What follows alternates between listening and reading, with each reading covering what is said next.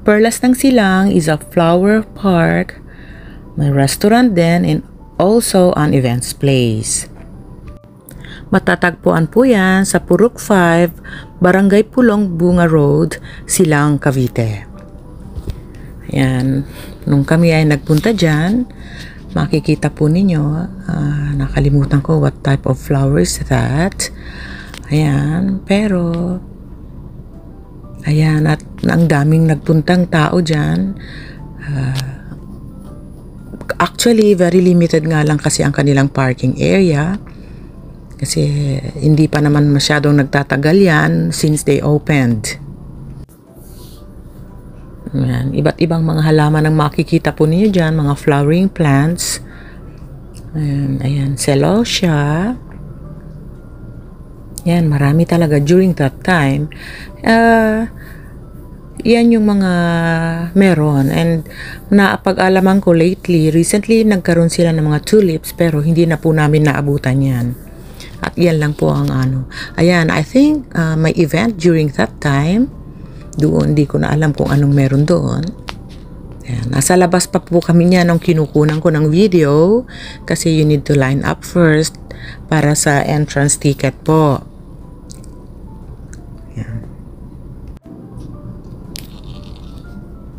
Maraming tao na nung kami ay nagpunta dyan ang haba ng pila, pero malawak din kasi yung lugar. Kaya hindi mo makikita na parang punong-puno kami. Yan, mga halaman nila, mga flowers. Mga nakunan ko yan kasi bagong pasok pa lang yata kami during that time. Ito naman, nung ako ay pumasok papunta sa restaurant nila. They have also a big restaurant. Tamang-tama lang to accommodate ang hindi naman karamihang tao. Yan. Ang dami, iba't ibang klase po ng mga ornamental plants. Kita ko parang may anthurium din sila. Yan. Let's go to the restaurant. Yan po ang daan papunta roon. Ang sarap lang po talaga sa paningin kapag kaganyan na ang daming mga halaman na mabubusog ang mata mo sa mga halaman. At ang sarap sa paningin po talaga. Ang sarap sa mata. Ayan, tuloy natin ang ating paglalakad.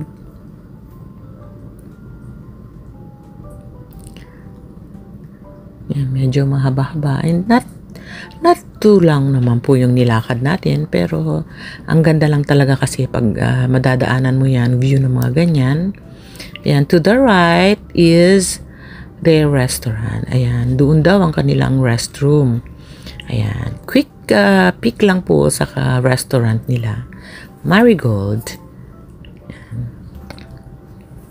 Buhay po lahat ng mga halaman nila dyan, ha? Ayan ang kanilang restaurant na during that time medyo marami na po ang nagda-dine in. Ang parang naging problema lang po siguro talaga dyan, hindi sapat ang kanilang comfort room. Ayan o, yan lang ang comfort room nila kapag marami ang mga tao. Naku, ang hirap po. At hindi na-maintain, yun lang po talaga ang hindi ko nagustuhan. Yung mga boys ko, syempre, kasama ang kanilang mommy. Ako po iyan. Yan. Naaliw talaga ako sa mga halaman. Ito naman, isa sa mga pinupuntahan ng mga tao para magpa-take ng videos o ng mga photos nila. An old Volkswagen. Ayan. Kasama ko ang aking 2 boys dyan. Yung partner ng son ko, yung mommy and daddy ni Mia. Ayan. This place was featured also sa TV kasi. So, I think nabalitaan kasi yan ng son ko, kaya ayan, dinala niya kami dyan kaagad. Si Mia, ayan, ang liit pa niya. Kaya, kasi ito medyo late post na po talaga ito sa dami ng videos na naka-line up at hindi ko lahat maharap. During that time na pumunta kami dyan, ang init naman po talaga. Mainit pa ang panahon niyan, pero mabuti na lang at medyo kahit paano mahangin-hangin naman po. At presko ang hangin talaga. Ayan ang kagandahan po pag nasa province, talaga namang presko ang hangin. Ayan. Ang aking angel na si Lorna. Yan, lagi kami magkasama niyan. Para ko na ring anak yan eh.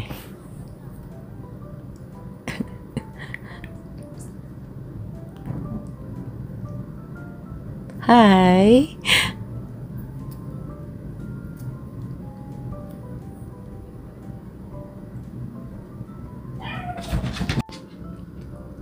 Kung ano po ang nahagip ng aking camera dyan, yan po talaga ang lahat-lahat na inyong makikita once kayo ay pumunta dyan sa lugar na yan. Ang aking manugang, si Baby Mia namin.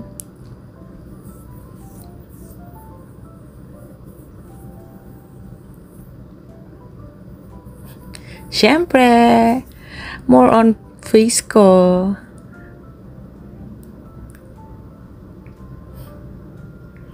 My two boys, si Nile and Grant.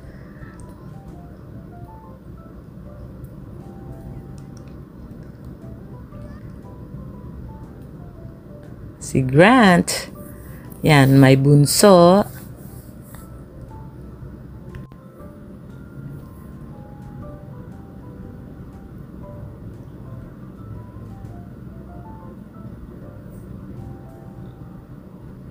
Ayan, more shots taken na ako ang nandoon. Ayan, merong silang ganyan. Cute din naman yung ganyan. My angel. Yan, lagi kami magkasamang dalawa niyan.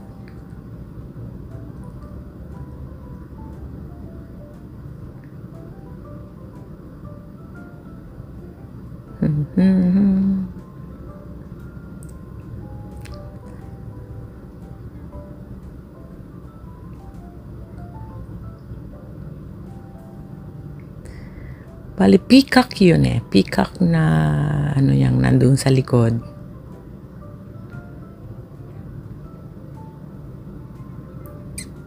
There you go. Ayan, kasama ko naman ang aking anak na si Nile.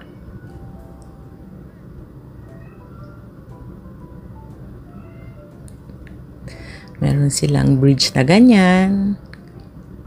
Siyempre, ideal also for video taking. Kasi pwede rin kasi ang maraming nagdadaos po dyan nga pala ng mga prenups nila.